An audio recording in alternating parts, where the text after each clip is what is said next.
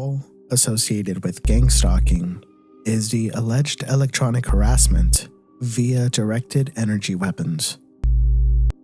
A directed energy weapon is a ranged weapon that uses highly focused energy without a solid projectile. This includes utilizing lasers, microwaves, high and low frequencies, particle beams, and sound beams. Targeted individuals are often deemed mentally ill, but victims claim that their mental illness is induced. Targeted individuals often refer to something called voice-to-skull technology, or by its acronym, V2K.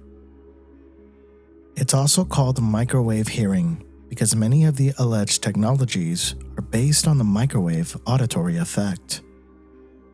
Voice-to-skull technology is allegedly used to induce schizophrenic symptoms in victims by transmitting voices and audio directly into a person's head. The technology to do this is real. In fact, there's a couple of different patented ways to achieve this, and much more. Microwaves are a form of electromagnetic radiation. Microwave technology allows us to heat up our food and transmit wireless power.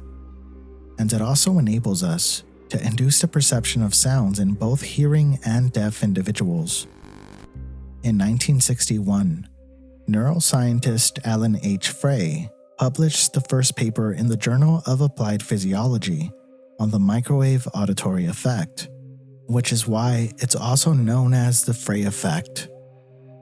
Researchers were able to transmit the sound of a human voice directly into the heads of test subjects, absolutely inaudible to anyone else. They found that the waves activated cochlear receptors the same way that actually hearing something would.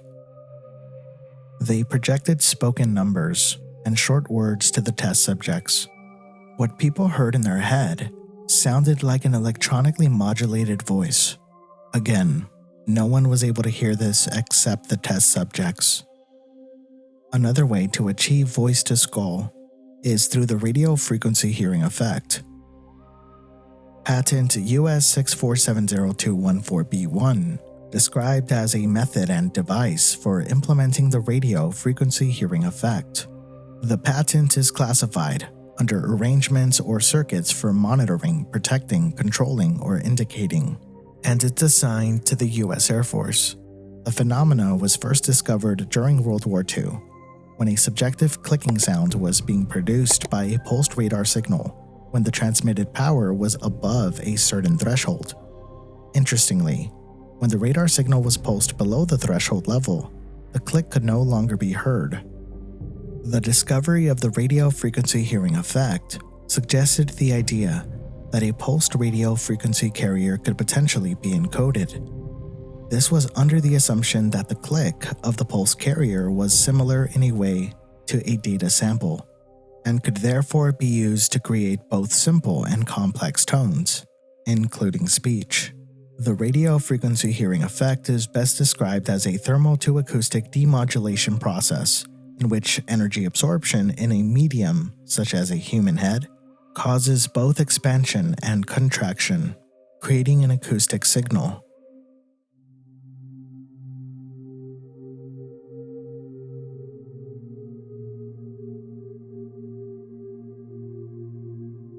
There is an entire index filled with some of the most disturbing patents imaginable. 2 separate patents that remotely cause individuals to hear voices via EMF waves, imperceptible to anyone else. US Patent 5889870A from 1996 makes voices emanate from individuals who do not intend or realize it, coined the ventriloquist effect. US Patent Code US 6488617B1 is described as a method and device for producing a desired brain state within an individual. US 6167304A remotely manipulates central nervous system of a subject by applying electric field to skin. US 6506148b2 manipulates subject brain waves via frequencies emanating from computer and TV screens. This index contains real US patents that alter dreams, control human behavior via extremely low frequencies, another one that remotely causes individuals to feel bodily swaying, and much, much more. There's even a patent for an imaging device that improves the aim of other directed energy weapons. And some directed energy weapons are described as extremely precise, even over distances of thousands of miles. I also found a patent with a method that identifies victims of directed energy weapons and can also identify who the remote attacker is, which does make you wonder why there's a patent on this at all. You always wondered why that app didn't exist.